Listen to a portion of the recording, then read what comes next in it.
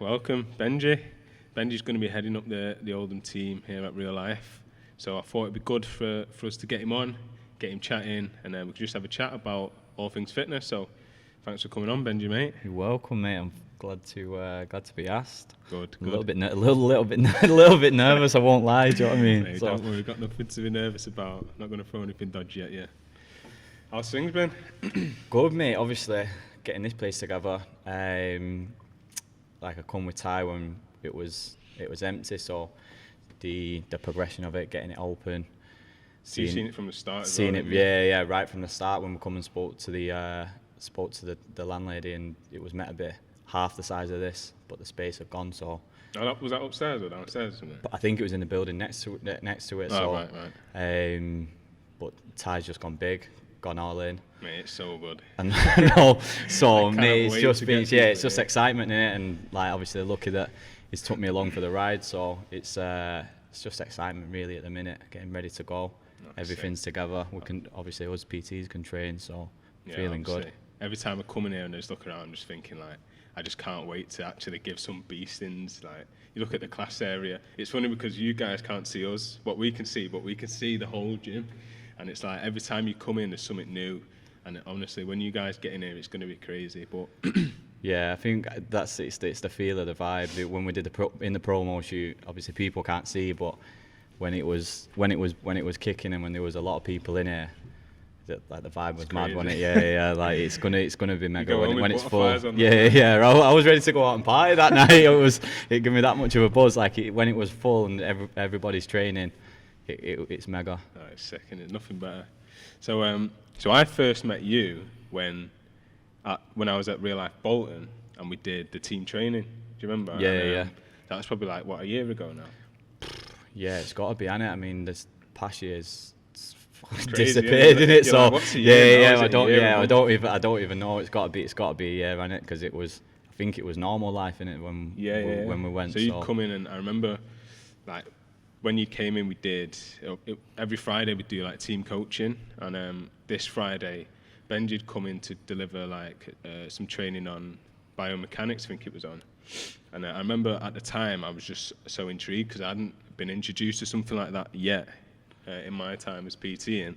So from there, I literally just wanted to find out more about Benji and get to know him more so I could pick his brain on different stuff, because obviously to me that was new information to me, and it was information that I could deliver to my clients straight away. So instantly, when I knew that Benji was coming to head up the Oldham team, my first thought was to get him on the podcast so we can chat, and so other people can get an insight and some information as well. So, yeah, all looking forward to it. Yeah, I reckon. I think from that day, I remember going home and saying to my missus, actually saying that I'd met you, and I was like, he'll be the man in a few years. Like, do you know what I mean? Nah, without like fanboying, you're like, I thought. I said, there's a young kid there at Bolton. I said like he was keen. I said once he starts educating and cuts his teeth a little bit, like he looks the part, he's keen, his knowledge will be there, and he'll 5-10 years he'll be the man. Try, man, appreciate it. So firstly, I just wanted to delve a bit into like your background. So obviously everyone starts at different points, so I wanted to get an understanding on where you started. So what were you doing as a kid? Were you into sports? Where did you grow up? And just stuff like that. Yeah, so I'm from Oldham. I think that's kind of like why we ended up looking for a venue over this way. Yeah. So I grew up playing rugby. I played rugby league, and that was kind of all I really wanted to do. Didn't really pay much attention at school, and just kind of pissed about, and just thought like I'll grow up, I'll be a rugby player, and it'll be sweet. Obviously, once you get to you get into the real world when you're an adult, and it obviously doesn't all work out. So when I first started working, I was working as a teaching assistant in alternative education, so kids who've been kicked out of mainstream schools, and then I was playing semi-pro rugby as well. So as that finished, I was kind of in and out of the team, and just wasn't really cutting it at the level that I was at, to be earning an income on top of my current wage. So once that stopped, then obviously money stops as well. So I just thought, what what could I do? Yeah. Extra PT is quite, so easy access for anyone who's thinking about going into PT. It's easy, innit? Do you know what I mean? Yeah. It's a course. What's a course? The course costs you. To me, the course is too easy. Yeah, that's what I mean. Any idiot can pass it. So I did the course, started charging. I think it was 10 or 15 quid for a session, just doing it outdoors, just on top, like in the evenings and at weekends, just trying to like get cash really in on top of my job, and then got approached to work at Virgin. Virgin Active, which was where I was taking some of the kids who I worked with in my full-time job into Virgin's, but got to know the PT manager there. Yeah, so just on that. So the kids from you say it was like yeah. So kids who've been kicked out of school, I was taking them in the gym at Virgin. So obviously when I was in there, I was working with the kids, and then when I was having breaks and stuff like that, I was using the gym training, speaking to the trainers. So as I was a qualified PT. It wasn't my job, and then kind of just because I got on with them, it was more a friendship thing. Do you know what I mean? He just said like, come work with us. You get on with everyone. You might as well come work with us. So that was when I started like PTing as a full-time job. Yeah. How did you find it when you first started PTing? So obviously, the knowledge that you would have learned from rugby league would have helped you, obviously, because you're learning about more probably sports performance and how to keep yourself in good nick and what you should be, or like obviously the basics of nutrition. But when you transferred from sport straight into the gym, actual physically lifting weights and stuff like that, how did you find that? Was that like an easy transition? Nah, do you know what? It was hard because my obviously my background, like you said, you've got the knowledge of training yourself, and you got to remember that everything that you're the same with football, innit? Like any conditioner that you've worked with, they train in elite athletes, you know what I mean? And then you go into Virgin and your first client's a fucking middle-aged woman who's got diabetes and that's can't tie shoelaces. So then you're like, fuck, like, I can't actually train her the way that I know how to train. So it's pretty scary, and the prices were the biggest thing that scared me. I remember like seeing the PT price list on my first day, and it was like, I don't know, it might have been like £36 for a PT session, and I was like, wow, like nobody's going to pay that money to work with me. And that, like, I was thinking, I am not worth, do you know what I mean? Like I was thinking, no one can pay me that. Like it's mad. Like it shouldn't be happening. So it was scary. Do you know what I mean? I didn't think that I was. People would pay it. Well, I didn't think that I was worth it, and I didn't think that what I knew really warranted people employing me. Yeah, that's one thing at the start, because it's hard to see yourself as valuable as others at some points when you've just started. But like we said, it is important to hold your value at the start, because what's taking you through at the beginning is passion, is time. You've got the time to give to more people than say someone who's really busy.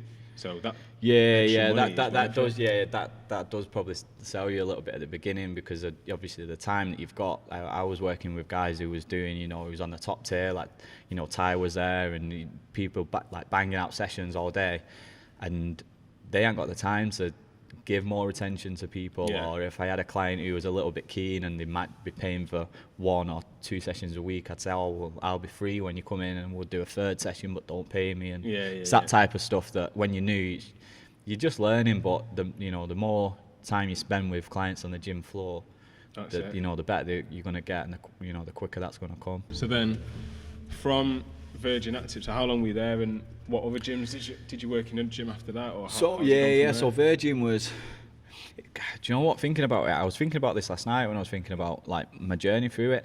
Virgin got sold to David Lloyd, so I was there for quite a while, but it was Virgin for, I don't know how long I was there under Virgin. Then it got sold to David Lloyd, and then I left from there and then went to a private facility. When I was at Virgin though, I love that company. I really enjoyed working for it. The ethos behind the full brand, not just Virgin Active, but the full, like they've obviously got Virgin Atlantic, the full Virgin group. It's all about kind of enjoying yourself, and it was a fun place to work. Yeah. And then David Lloyd come in, and he's just so corporate and just not me. Do you know what I mean? Everything was, it was More just like regimented. Yeah, just regimented, like money making machine, and just not.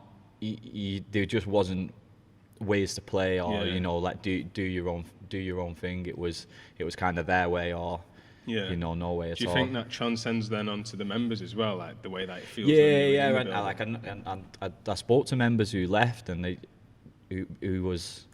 was kind of just disillusioned by it, because they could tell that the staff, you know, there was a high turnover of the staff, and it's all a learning curve as you come through. And I think Ty's been through it with this exact same companies, so we both got, you know, the same ideas of opening this. The first thing we said when we was interviewing people is they've got to come with a vibe. They've got to, you know, they've got to be friendly. They've got to be a buzz. And like the girls who got a reception are like, you know, they're daft, and everyone. As soon as you get through this door, you need to be relaxed, and it's not, you know, we're not here to take your money. We're here to make sure that you come, you have fun, you get fit, you progress, you stay safe. You know what I mean? It's somewhere where you can let off steam. It's not somewhere which is just a business that's around the corner. Yeah, that's it. Like, obviously, I've been at real life now for over a year, but that's one thing that probably the most important thing is the community and the environment that we create as.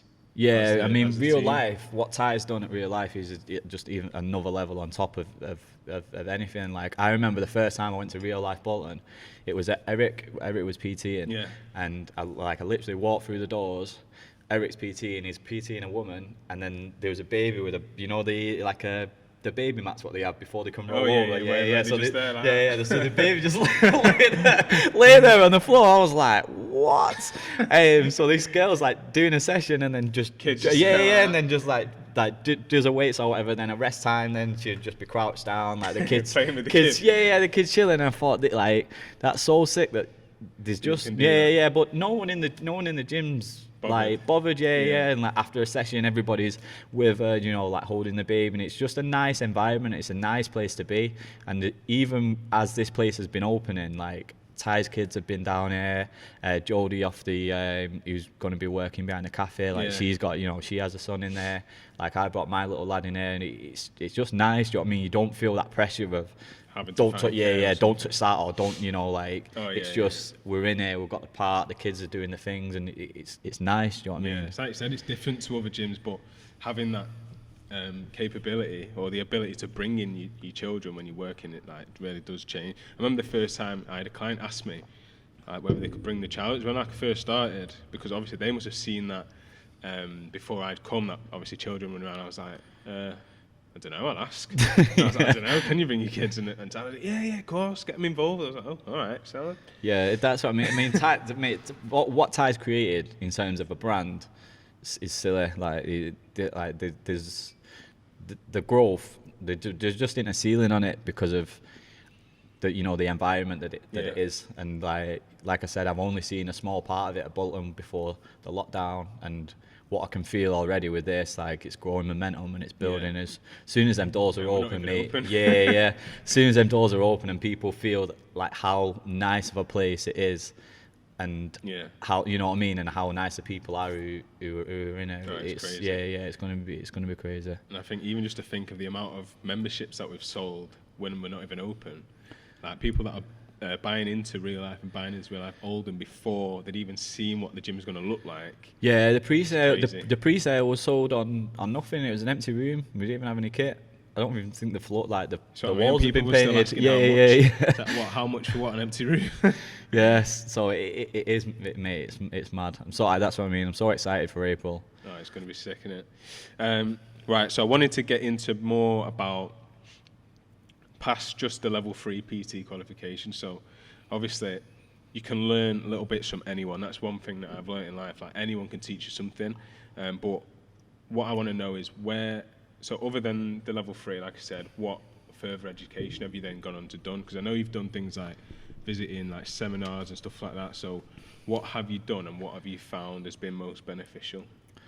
So in terms of education, mate, in my first role, I was I felt that I was in a really good team with some of the PTs who were there, and as I was starting, I was looking at these guys and thinking, like, these know what they're talking about. Do you know what I mean? Is this at Virgin? Yeah, this is at Virgin. Ty went there for long. He moved on. there's a guy called Scott there who was just like business, and the way that he ran his business, the way he looked after his clients, his client care was just like spot on. A guy called Pete who was into his bodybuilding, and the way that he, you know, like got people moving and just stayed simple. And do you know what I mean? There were people who was looking and thinking, like, these guys are proper. Do you know what I mean? I'm not there. Yeah, I'm just nowhere near. So it was probably a little bit more from my dad, really, just pushing at the time. Like I wasn't earning a lot of money, and he was just kind of. I was in a fortunate position where he was just saying, just go on a course, I'll pay for it. You know, if you've got physique qualification, like I'll pay for it. Just, you know, help you get started. Yeah, help me get started. So it was kind of just from there, really. So then anything I seen, we all follow people on Instagram, and like what I tried to do, what I still do is that I won't follow like your fitness models or you know. That aesthetic, yeah. If I find somebody who is, who is like that, I'll try and find their coach if they've got a coach. Follow me though, don't you? Yeah, yeah. So you're the only model I follow. So try and find their coaches, and most of them, like most of the big guys in the industry, they tour. Do you know what I mean? So any time that there was anybody coming over to the UK, I'd try and get over on seminars. Go and follow people around. I'd done a lot of stuff with James Largy as well at FLF. Yeah, he's the seminars that he's done there. Mega. Like James is is a brain box, and he's the same. He's been all over the world.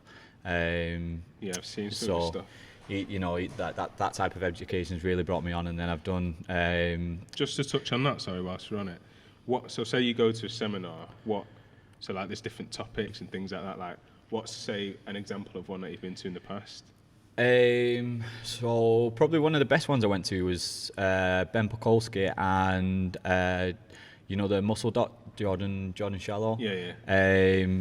Which was obviously they're two different backgrounds. One of them's bodybuilding. Ben's like bodybuilding. He's a bit of a yogi, and then Jordan's more like a power lifter. And I think he's a chiropractor as well, or was a chiropractor. So they're both coming from different camps. So that was probably one of the best ones I've been to. They kind of bounced off each other. So you've obviously got the normal introductions that you start off any kind of course with. And then it's just kind of rolling through kind of their ethos, their fundamentals, maybe going into something a little bit more in depth, and then you obviously end up going down rabbit holes as you're talking. So, they might be going through a slideshow, and someone might ask a question, and then you kind of veer off, and then you'll also do a little bit of practical application as well. On what you've just discussed. So it's interesting, and I think anybody who's not attending something like that is missing a trick, because there's that many people out there. There's no reason that you can't find somebody in your field who can benefit you in your it goes back to what we said before as well. Like, to do the PT course, it's literally a certain amount of money. You don't really learn anything, but pretty much anyone can complete it. So then I think even for the general public to decipher who's a good PT and who's not, not to say who's not, but what makes people stand out when all they've done is that level 3 PT. This is like when I did my strength and conditioning coaches course, that's accredited.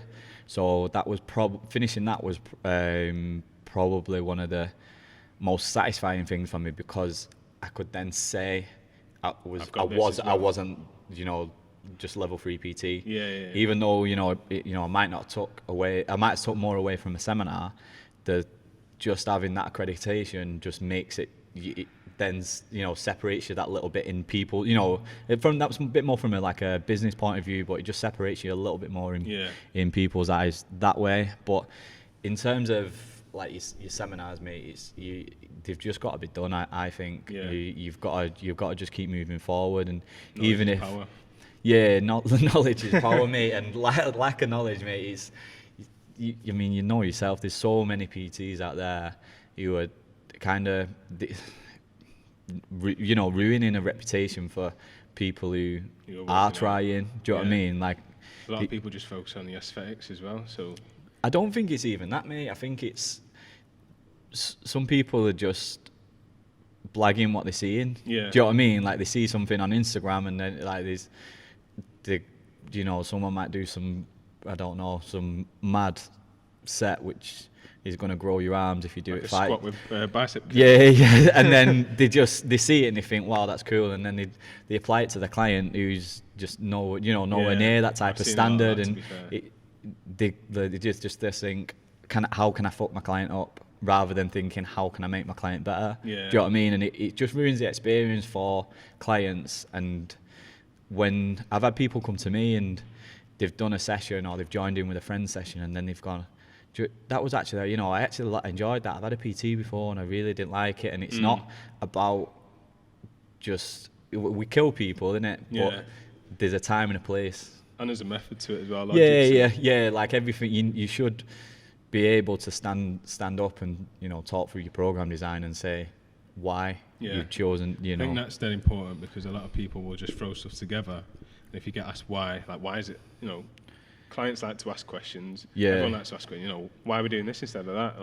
I mean, if you've got the ability to actually tell them why you're doing something, that just makes you look so much more credible. Yeah, it does. And I think as well, there's no, when you start thinking about stuff like that and there is them mad kind of movements that you think, like, that's a bit crazy. I don't think there is any bad exercises. I think it's just bad exercise. Choice, yeah. So, you know, there will be people out there who've got the ability to do, you know, like a muscle up or, you know, like a Zercher reverse lunge and from a deficit, and it's, you know, there's a time and a place for everything, but it's just knowing. It's just knowing that a little bit rather than just trying to be a little bit of a blagger and thinking, I've seen this, it looks cool, let's just chuck it in. And you know, you've got a client who's got arthritis and you know what I mean? They're doing box jumps like upside down and stuff. Do you know what I mean? The knees hurt, well, why? It shouldn't be hurting. Yeah. The last person didn't hurt. So it's just understanding your programming rather than just kind of pinching somebody else's. Do you know what I mean? Finding your own style through your own experience rather than just, you know, taking something you think looks cool and just throwing it out because you can. Yeah. No, makes sense, mate. In terms of like your, not inspiration, but people that you look up to and people that you sort of take inspiration from, to be fair, who would you say that is within the industry? Is there certain people that you like? Or? Yeah, there's certain people and probably like a certain style as well, if I'm thinking about how I apply myself, you know, in work. Started off with a couple of guys who I work with, a guy called Pete Muscolino, a guy called Oscar Young as well, if you know him. Obviously James Largy, I've known James for quite a while, and then them two, you know, Oscar and Pete are both pretty heavily influenced by Jordan Peters. So that was kind of like the style that I tried to apply to like clients, and then tried to apply to my own training as well at the beginning. But then I kind of got drawn back to that S&C field and training, you know, the way that I did when I was playing rugby. So that's when I did my S&C qualification. One of my best mates who I run my Instagram with, Ben Fletcher, he's an S&C coach. He's worked at, you know, Everton, Bolton. I've seen that. He's based at St George's Park at the minute, doing rehab with players through the PFA. So if they get injured at like a lower level club, the club ain't got, you know, the staff to manage it. I was going to go in myself, to be fair, for me hamstring.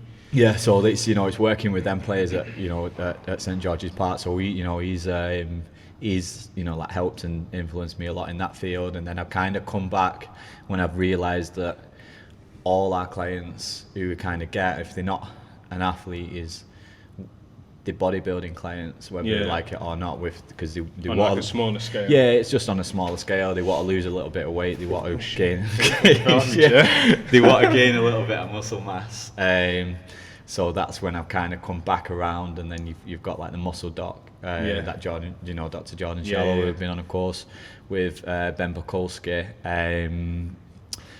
hypertrophy coach, and then also Chris Knott, who's quite a holistic approach, looking at kind of the way the body moves and breaking it down a little bit more into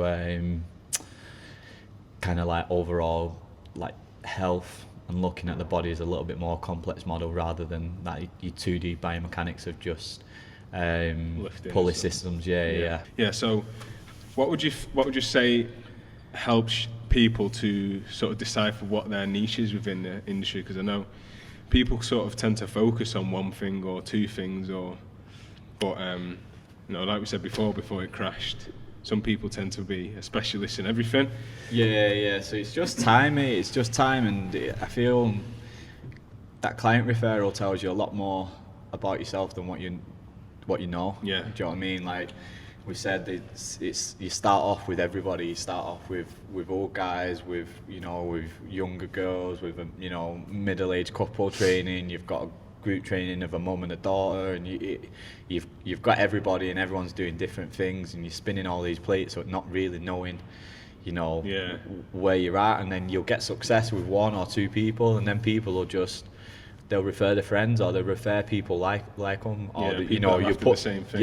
You'll put the results out there, and somebody who's wants the same or looks the same as them, like if I've got a guy who looks like you and he gets really lean, and you put your results out, there's going to be other people who are your age who similar build thinking, if he gets like that, I can get like that. And you just end up with all the same people. 100%. Yeah, do you know what I mean? You end up with all the same people who want similar things, and what you find then is as well, I think personality matches as well kind of come 100%. Through. So as the more clients you kind of meet, the more then you kind of get settled with the ones who have more common ground. Yeah. So that PT then becomes so personal. It'd be like where more like a friend rather. Yeah, it's a friend, and like we were saying, lockdown, you miss them people and you miss them conversations, and them people do mean a lot to you. As silly as it sounds, you know what I mean? Like when they're not in there and you don't have them conversations, it's mad at how you do almost feel. Like therapists. That's Mate. It's the same PT for it's the same for the client as it is for the PT as well, because you've got such a different relationship with your clients than what you could ever have with like your friends or your partner. Like 100%. Everything's your common grounds are different, but you can get just as close. Still got similarities. Yeah. But no, it's mad, and like we said before, lockdown killed me not having, not being out. Human interaction. Yeah, just not having that interaction and not seeing them people who are, you do get a buzz out of seeing every day. Yeah, that's it. Like we were saying before, that when we had people in there to film the promo, like it just felt so strange to actually have people to speak to. Yeah, social anxiety. Literally say like, hello, you alright? How's lockdown? That's all you can say, innit? Like, how's lockdown? Shit, yeah. Not good either, yeah, shite. Yeah, so yeah, it is, and them people, like they as much as they pay your bills, like they keep you smiling, and the people who you've had to filter out as well, they're the other people who you don't forget, the people who turn up and you think, wow, is this guy here for his PT again? Like, has it been, and you're like, you're trying to get through the session thinking, I've literally got nothing to say to this person, like, we're worlds apart, and he's never going to refer me to, to his friends, or, she's never going to refer me to, friends, to somebody else, because, the people who she knows are like her. They're not, they're not going to have anything to say to me. So it doesn't make you a bad PT. You end up, you're not meant for everyone. It's just not Jesus Christ. To save everyone. It's just like dating, innit? Do you know what I mean? You fight. There's always people who are going to be a perfect match. Yeah, it's true. I was telling you about one client who's just a big businessman, and literally just spend all his time on his phone. He must have just, at one point I thought, does this guy know I'm a PT and not his like fucking gym slave? Like his weight racker. Yeah, like he thought that he just employed a guy to pick up weights for him. Like it was mad. So you end up, some people are so close, and you go to the birthday parties, and you get happy. You build such a tight relationship, and there's other people who you just think, when's like, gonna win? like this person's got to go. Yeah, I've had it before. It's just like, have you passed people on before or not? Not really, because That's a fucking that's that's hard. yeah, mate. That's I've done it a couple of times, but getting to that breaking point where you got to pass them on it. Do you know what? I've not actually had people that not bad. It's more just like It's just knowing that you different know. people. Do you know what? I'm not bagging people here. It's just when you get to a point where you think I am not right for this person, Yeah, I know what you and they need to go somewhere else. So next, I've just got. What advice would you have for PTs that are starting out? So obviously we all make mistakes. We all start in different places. And then are there any sort of common mistakes that you sort of made at the start or that you still make now? Do you know what? I think your mistakes are probably your best way of your growth. Like some of the routes I've ended up going down, especially in terms of like with the muscle doc and the Chris Knott type of stuff, where I'm looking at the body as a whole and looking at kind of like joint health and stability first, and the way that strength and movement, that type of view of the body. It probably came from one of my biggest mistakes, which I thought I was doing well. I was training someone who played squash, older guy, pretty immobile, did loads of kind of like mobility, flexibility type work. Started getting him in, moving in ranges where he hasn't been for decades. And I was like, I'm fucking sick PT like that. I'm getting this guy moving well.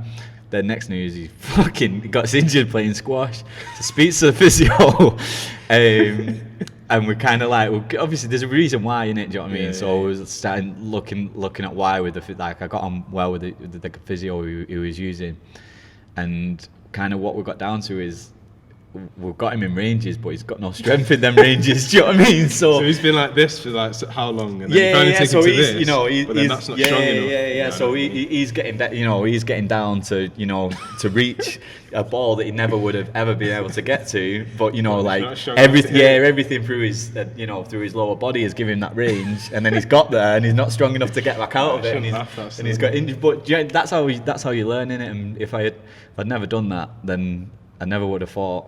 Poor guy. Maybe people should be getting strong in extreme ranges and condition he's looking in at that way. Stretch him out like a G-string. I've rectified that. It's all right now.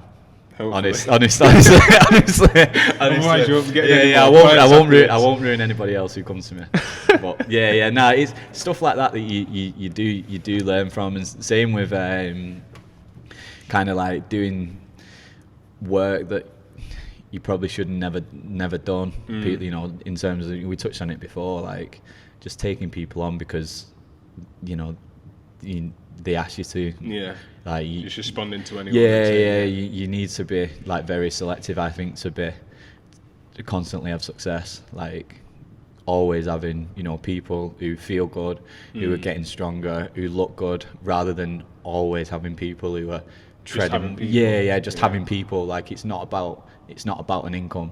You need income, but it's about success, and it's about knowing who's right for you, who's not right for you, and then that learning curve and making them mistakes makes you just realise like, this is a time to say, I know a guy, or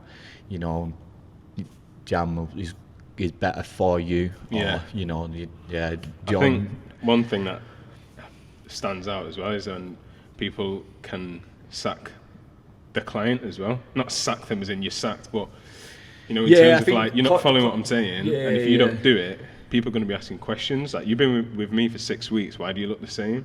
It's not because of me, it's because you're not doing what I've told you to do, and that makes me look bad. I think that comes down to the relationship as well, though. We're saying like that personality match is you can't have them conversations with everybody without it's not like it's not it's not, you're not the boss and they're not underneath you. It's a two-way street.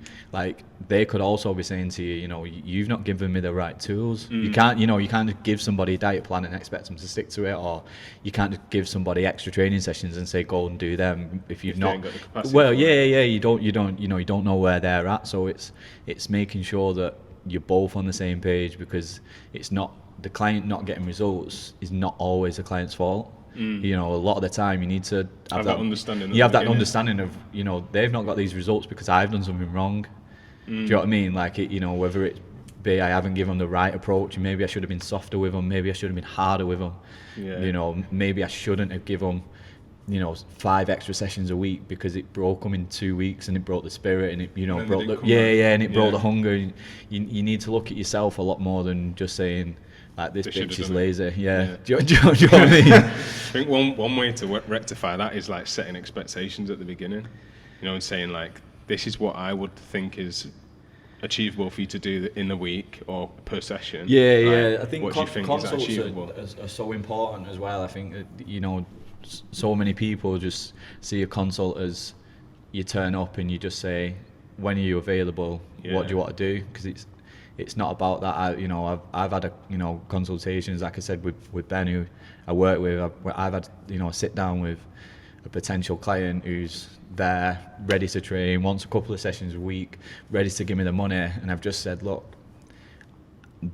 that, you know, you might be better off with Ben. It's not, you know, it's nothing other than I don't think I can give this person what they need. Do you know what I mean? And it is just understanding that it's not always the client. You've got to know that. You've got to take some responsibility and know that person's right for you to get your result. 100%. We'd said thinking too much your way. So what did you mean by that in terms of like, is that your training methods? So that is probably my biggest mistake. Like, I lost a client. I definitely lost a lot of clients early on and I've seen people lose clients as well, where they have a methodology of training and you need to fit that methodology, or they have an image for that client that they didn't want. Like, you know, I had an athlete who wanted to gain mass, which in my opinion wasn't beneficial for their performance. And I kind of like batted against it. But at the end of the day, you've got to remember, like, it was a long-term client as well, somebody who I had a really good relationship with, and somebody who I still have a good relationship with now, you know, like on a personal level. And we ended up, it broke down as a client trainer, and she ended up going training with somebody else because I wouldn't break what I thought she wanted. What I thought she needed, rather than kind of having a conversation and finding that middle ground of, okay, you're the client, we need to work to what your goals are. What not, for, I shouldn't be dictating what you want. That's a big thing. You know what I'm saying? I've seen that a lot before as well, where people just think, I think you'd look good like this. I think you need this, so I'm going to give you this, but then they've asked for something else. So it is a lot of the PC listening. It's like, listening to them is very important, rather than just being like, well, this is the way that we're going to train. This is the amount of food you should be eating, rather than being like, okay, well, what do you really want? Because we need to work towards that. Otherwise, at the end, we're not going to get to that objective.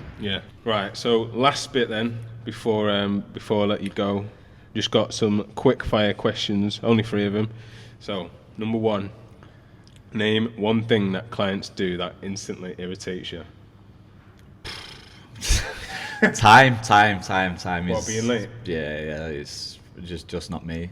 It's the same with my missus. Like, we go if there's a set time, that's what the time is. And if you come late. Or if we're going do you know what I mean? If we're getting ready at home, like, if anyone makes me late, or if I'm waiting for something, it irritates me. I get like a fire in my chest. You know what's worse as well is if, like, say a client turns up late, and then, when they kind of, like, you think that they think the session's going to be extended automatically. But really, I've got someone at 7. I'm going back to back. I'm on someone else.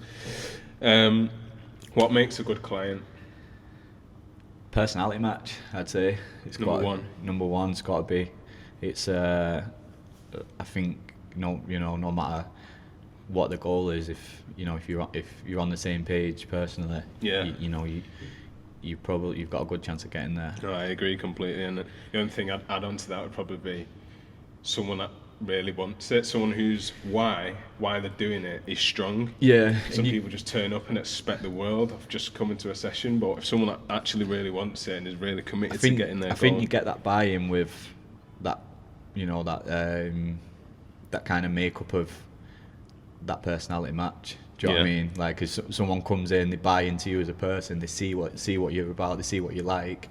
That hunger just gets stronger because they know that they believe in you and they believe that you're going to deliver. Yeah. And then last one, what's next for you? So obviously you're here heading up sort of the team. So I mean, it's we've just kind of like got to finalise the little details of how Oldham's going to be set up between me and Ty. So it's kind of going from there, and then we've got plans in the pipeline of looking at, you know, making this an education centre and, you know, making it a place where PTs can come and learn more. Yeah. So that's one thing that Ty's always mentioned about being like, he wants to do more in education. So. Yeah. Not even at that elite level. I mean, I think that level 3, the gap between level 3 and your elite, you know, top of the game PT is just that vast. People need, you know, I think there needs to be a bridge from getting out of PT school with, you know, 6 weeks of, if that, of like multiple choice. Do you know what I mean? It's that easy that once you get out, you're thrown in at the deep end and you're guessing. So there needs to be a bridge after that people can come and start to learn the fundamentals really of what it's about. That's sick. No, I definitely think that there needs to be something in that space as well. So we're all here to help for that. But yeah, nice one for coming on, mate. Thank you. I'm buzzing. It's gone all right. We've had a few technical difficulties. Yeah, apart from that, got rid of the butterflies at the beginning, and I feel like I've done. Hey, I'm just shivering. I'm cold. Yeah, right. I've got goosebumps on my legs. Yeah, right. Nice one. And thank you all for listening. We'll see you all next time.